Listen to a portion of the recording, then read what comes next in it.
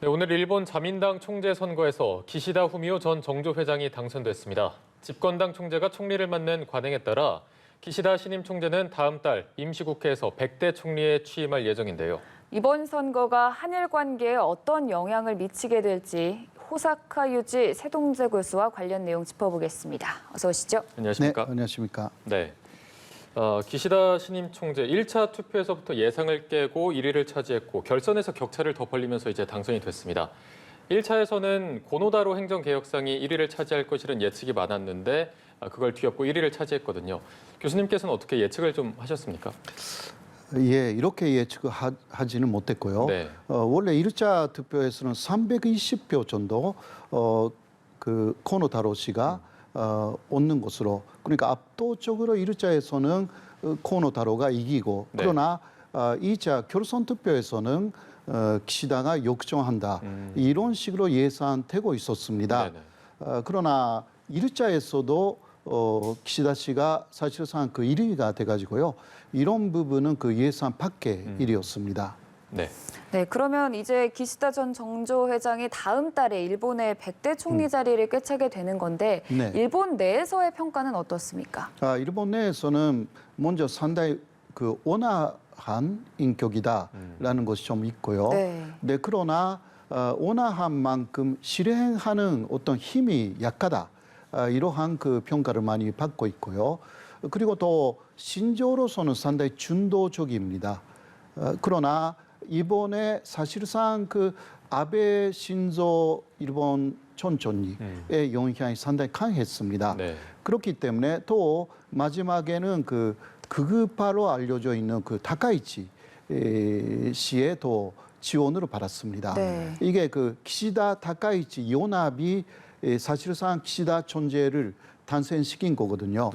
네, 이러한 그 극우 쪽에 우파 쪽의 영향이 굉장히 이번에 들어갔기 때문에 자신의 중도적인 신조에서 오는 정책을 그대로 할 수가 있는지 이게 상당히 의문시 되고 있습니다. 일본 안에서도. 네.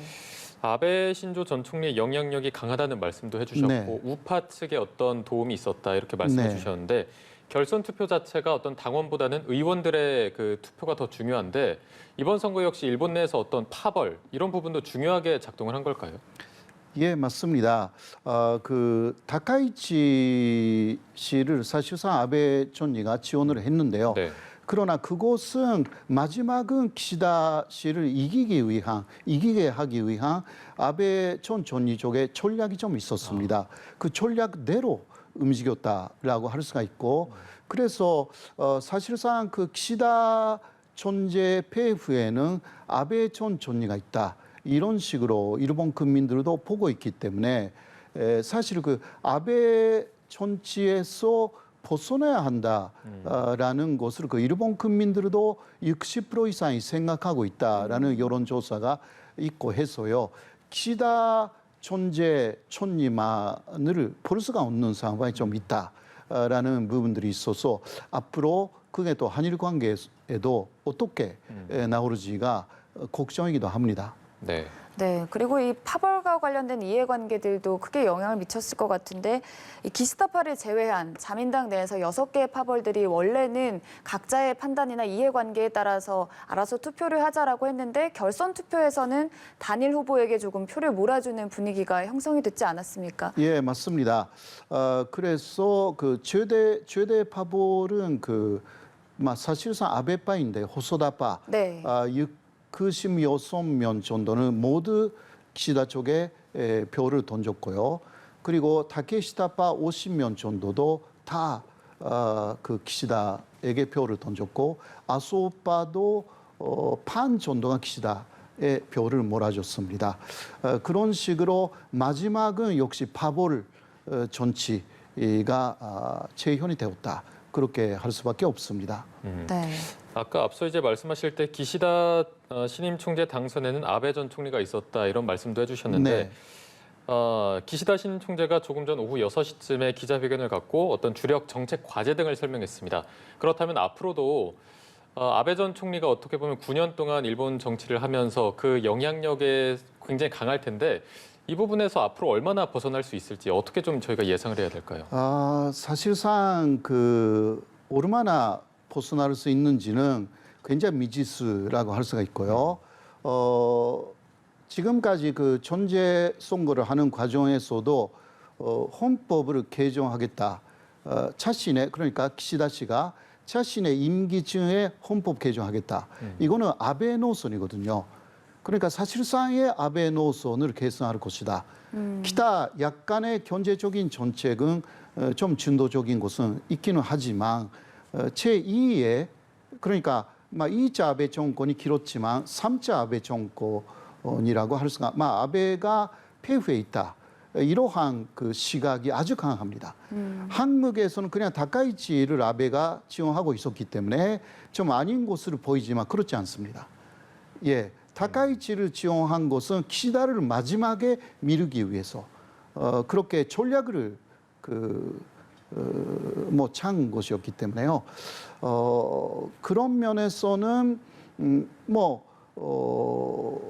거기 스가 촌리는 코너를 지원했습니다. 네. 사실 이번에는 아베하고 스가도 대립을 했습니다. 네. 이러한 구조가 있어서 다시 아베 쪽으로 완전히 회귀하는 그런 우려가 없지 않아 있습니다.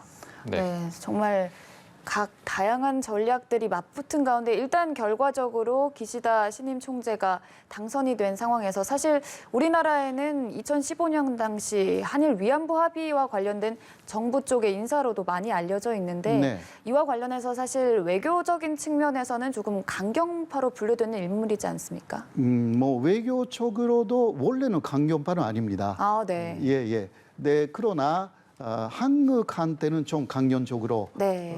나설 가능성이 충분히 있습니다. 네. 왜냐하면 위안부 합의를 한국 쪽에서 무효화시켰다는 식의 오해를 갖고 있는 사람이기도 하고, 그러니까 콩은 한국 쪽에 있다. 한국이 모든 것을 책임을 져야 된다.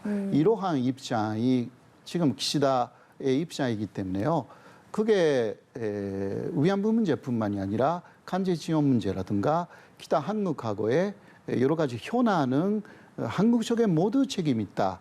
이런 식으로 이게 아베 노선입니다. 사실상. 근대적으로는 약간 중도적인 정책을 하지만 외교적으로는 우리에게 뭔가 바뀔 것이 있는가, 좋아질 것이 있는가라는 것은 좀 미지수라고 할 수가 있습니다. 네. 기시다 후미오 신임 총재가 외교적으로는 온화하지만 한국에는 좀 강경하다. 네. 저희가 제일 관심이 가는 부분이 앞으로 이제 한일 관계가 어떤 식으로 변화될지인데 이 부분을 조금 구체적으로 전망해 주신다면 어떤 식으로 풀릴 거라고 보십니까? 예, 풀릴지는 상당히 기대하기가 어려운 부분들이 없지 않아 있습니다. 네. 네, 그러나 역시 북한 문제를 중심으로 하는 한미일 안보 문제, 이게 계속 스가 정권 때도 안보 대화는 해왔지 않습니까? 네네. 이 부분에서만큼은 즉 협력을 이어갈 것으로 보입니다. 그리고 경제 정책에서는 약간 중도적인 부분도 있기 때문에 한국하고의 경제적인 현안이 있지 않습니까? 네네. 이 부분은 어느 정도 풀리지 않을까 이런 전망도 할 수가 있는데 그러나 역시 한국의 수출 규제를 강행한 아베의 측근이 이번에 기시다 진영의 측근에 들어가서 모든 것을 관장하고 있었습니다.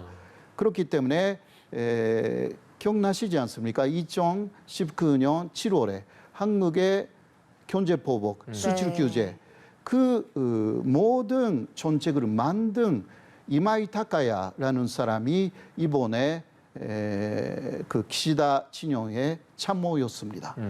그런 부분을 볼 때 역시 아베의 노선에서 벗어나기가 특히 한국에 대해서 그렇게 쉽지 않다라고 볼 수가 있습니다. 네. 네, 정말 앞으로의 이 한일 관계도 순탄치만은 않을 것으로 보이는데요.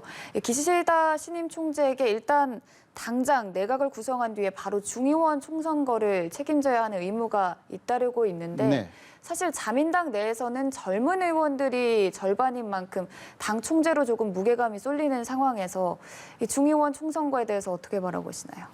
지금 일본의 야단 측은 기시다 존재를 상당히 환영하고 있습니다. 네. 이유는 기시다에 대해서 국민적인 인기는 없기 때문에 코너가 되면 코너는 국민적인 인기가 있어서 코너 존재, 코너 촌리로 그다음 자민당 그 중의원 선거를 치를 때는 자민당이 정말 이길 가능성이 있었는데 코너가 떨어지고 기시다가 나왔기 때문에 기시다는 국민적인 인기가 없습니다.